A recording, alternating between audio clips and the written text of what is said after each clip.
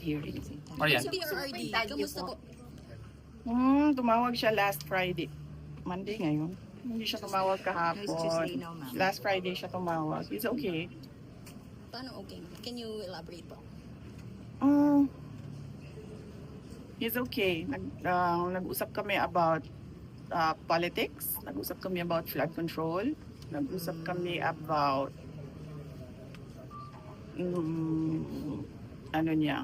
love life niya. What about? Sa mga nangyayari ngayon, like nabanggit yung nga po flood control issue, ano pong nasasabi niya? Kasi bawal ako mag-discuss ng kung anong pinag-uusapan doon sa loob eh. So hindi ko masabi kung anong sinasabi niya. Next question. Any more? Ma'am, pero nakababahala kasi parang ang sinasabi kasi ni Attorney Hoffman, he's unfit now. That's why we kept on asking how is really the former president kasi di ba parang kaya po na-defer ang kanyang supposedly confirmation of charges because of his health and medical condition.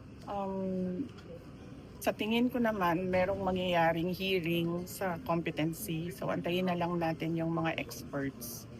Both sides, sa ICC, sa prosecution, sa defense side. And I'm sure mag-alabasan yung mga experts para sabihin kung ano yung problema. Okay. Kayo Ma'am, po, were you personally, do able... you think Olas. po, Marian. he is well, ma'am? He is fit to stand trial? Ay, naku, hindi ako expert sa kung ano dapat ang kapasidad ng isang witness or ng isang accused. Pero kung sa conversation niyo, sharp pa rin po bang mag-isip po sa pag-isip mo sa former president?